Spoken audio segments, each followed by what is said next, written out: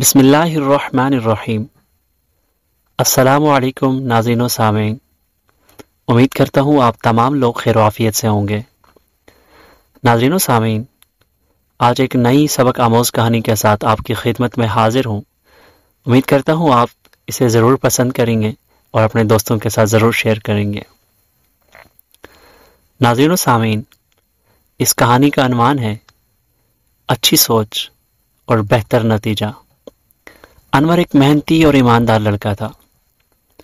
ایک دن وہ اپنے کام پر جا رہا تھا۔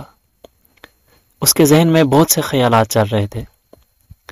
وہ سوچ رہا تھا کہ کاش اس کے پاس بہت سی مال و دولت ہو اور وہ بھی دوسرے غریب اور بے سہارا لوگوں کی مدد کر سکے، لیکن وہ ایسا نہیں کر سکتا تھا چونکہ وہ بہت غریب تھا۔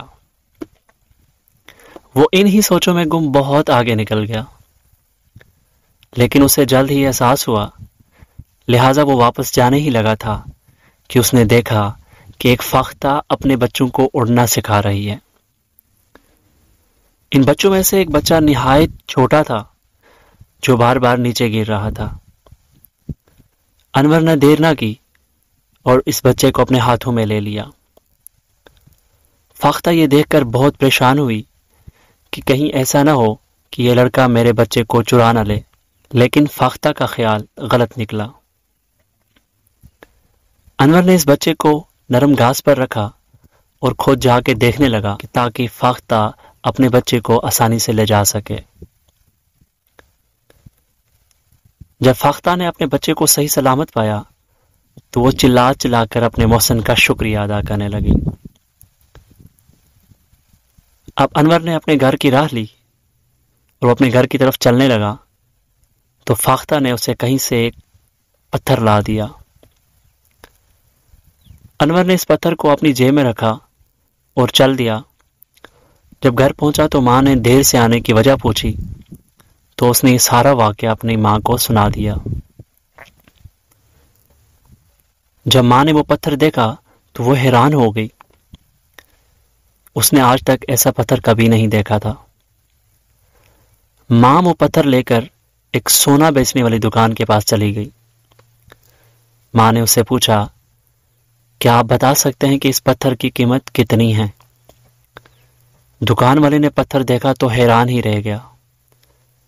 دکان والے نے ماں جی سے پوچھا، ماں جی، میں آپ کو اس پتھر کی قیمت 10 لاکھ روپے دوں گا۔ انور اور اس کی ماں نے اس پتھر کا سودا کیا اور 10 لاکھ روپے لیے اور اپنے گھر کی طرف چل پڑے۔ انہوں نے اس مال و دولت سے، ان پیسوں سے عالی شان گھر بنایا اور دوسرے غریب اور بے سہارا لوگوں کی مدد کرنے لگے۔ تو ناظرین و سامعین، ہمیں اس کہانی سے سبق ملتا ہے کہ ہم اچھا سوچیں تو اللہ تعالیٰ ہمیں اچھا انعام دیتا ہے۔ اللہ تعالیٰ ہمیں دین و دنیا کی ترقی سے نوازے۔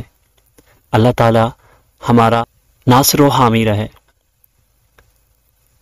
امید کرتا ہوں ناظرین آپ نے اس کہانی سے کچھ نہ کچھ سبق ضرور سیکھا۔ اپنی سوچ کو دوسروں کے لیے اچھا رکھیں، اللہ تعالیٰ آپ کی ہمیشہ مدد کرتا رہے گا۔ اگر آپ نے ابھی تک ہمارا چینل سبسکرائب نہیں کیا تو ہمارے چینل کو سبسکرائب کیجئے اور بیل آئیکن کے بٹن کو لازمی پریس کیجئے تاکہ ہماری ہر آنے والی ویڈیو آپ تک بآسانی پہنچ سکے۔ اللہ نگہبان۔